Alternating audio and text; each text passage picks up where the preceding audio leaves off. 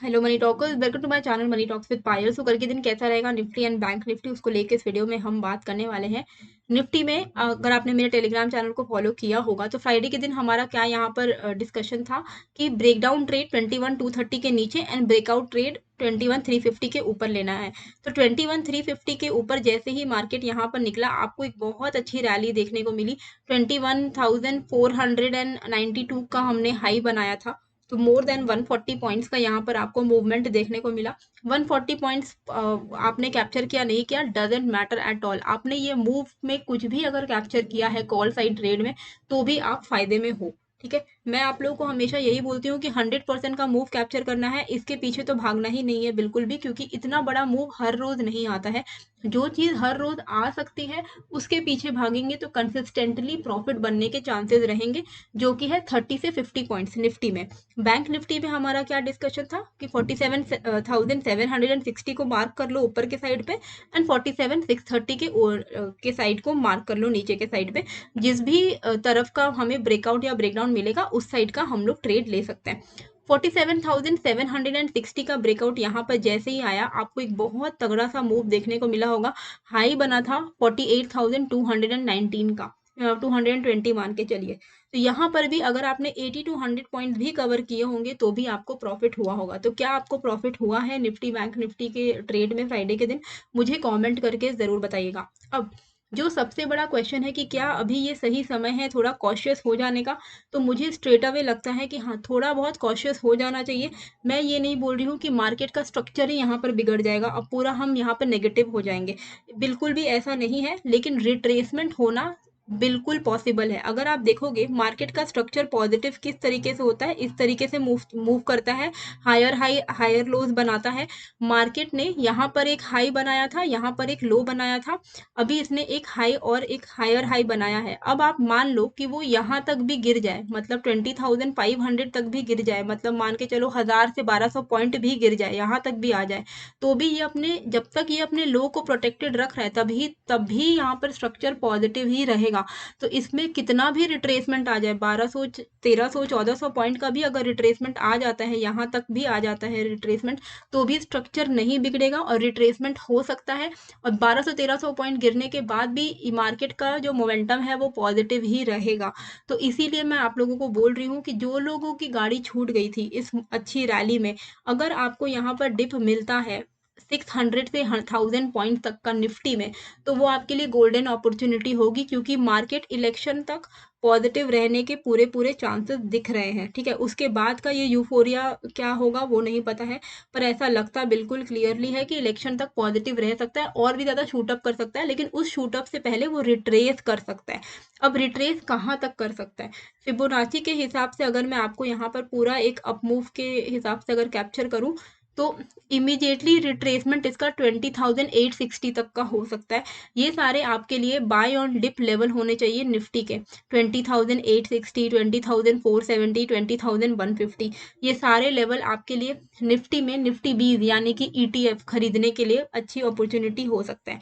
अब इंट्राडे क्योंकि मैं क्यों बोली रिट्रेसमेंट हो सकता है, क्योंकि लगातार 7 वीक्स तक पॉजिटिव कैंडल बनी है, 7 वीक तक। अगर आप पीछे जाओगे हिस्ट्री में तो ऐसा बहुत ही कम आपको देखने को मिलेगा। 2018 में ऐसा देखने को मिला था, वो मैं आपको दिखाती हूँ यहाँ पर, और क्या हुआ था उसके बाद वो भी मैं आपको यहाँ पर दिखाती हूँ। ये था 2018 का वक्त था ना, वो कहाँ पर था वो, आई गेस यहीं कहीं पर था जहाँ तक मैंने देखा था। तो वीकली कैंडल भी मैंने देखा था, अभी मुझे दिख नहीं रहा है यहाँ पर, आप लोग देखना। 8 कैंडल्स लगातार बने थे। हाँ ये देखो, ये यहाँ पर आप देखो, 1 2, ये 2017 की बात है, 1 2 3 4 5 6 7 8, 8 हफ्ते तक मार्केट जो है यहाँ पर पॉजिटिव रहा था, 8 हफ्ते तक। अब आप देखो यहाँ पर मैं क्यों बोल रही हूँ कि कॉशियस हो जाओ, मैं ये नहीं बोल रही कि पुट ले लो या सेलिंग कर लो, बिल्कुल भी नहीं, पर थोड़ा सा बाइंग के साइड को थोड़ा हल्का रखो। क्योंकि आप देखो यहाँ पर 8 वीक तक कंटिन्यूअसली पॉजिटिव कैंडल रहा था। अब मान लो जिन्होंने भी यहाँ पर बाइंग की होगी वो ऐसा फंसे होंगे, क्योंकि उसके बाद मार्केट वापस से अपने बॉटम पर आ गया था, जहां से इसने शुरू किया था वहां तक का फॉल आया था लगातार, मतलब 8 वीक अगर इसने पॉजिटिव दिया है तो उसके उसके अगले 8 वीक इसने नेगेटिव दिया है। और वापस से इस लेवल पर आने के लिए कितना टाइम लग गया, 2017 पे 2018 पे इसने ये हाई बनाया था, उसके बाद डायरेक्टली इसको जुलाई में इसने ब्रेकआउट दिया था अपने अपने हाई का। तो इसीलिए मैं बोल रही हूँ कि लगातार इतना कंटिन्यूअसली जो अप मूव आ रहा है, थोड़ा सा कॉशियस हो जाइए, मतलब बाइंग साइड के लिए थोड़ा सा कॉशियस हो जाइए। थोड़ा रिट्रेसमेंट आता है, डिप का वेट करिएगा, तो आपका स्टॉप लॉस भी छोटा रहेगा, रिस्क रिवॉर्ड भी बेटर रहेगा।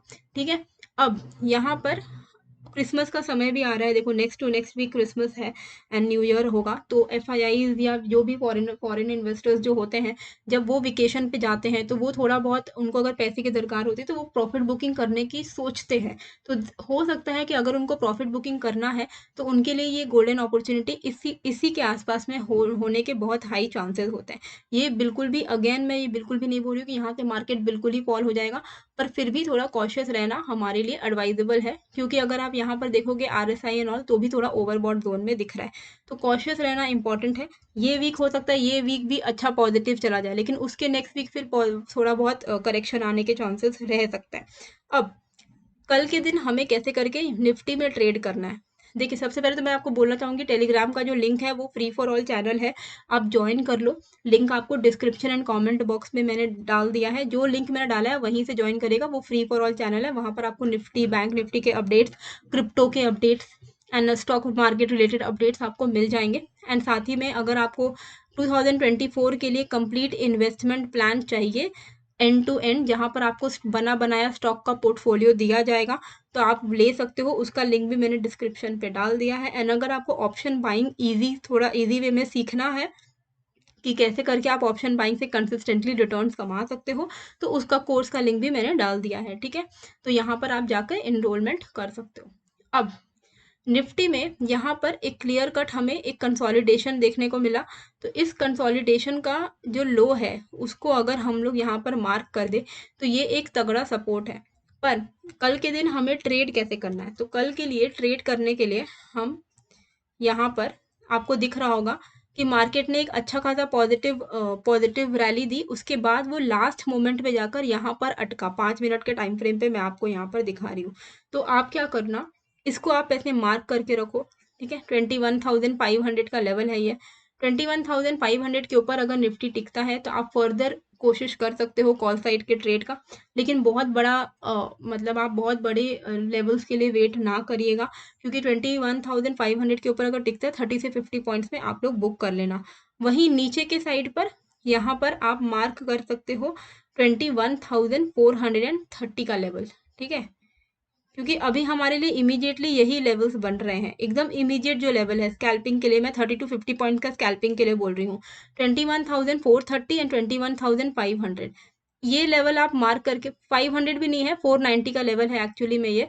तो 21,490 21,500 ये लेवल आप मार्क करके रखिए। जिसके भी ऊपर में 15 मिनट की कैंडल टिक जाती है, आप उस साइड का ट्रेड ले सकते हो 30 से 50 पॉइंट्स के लिए।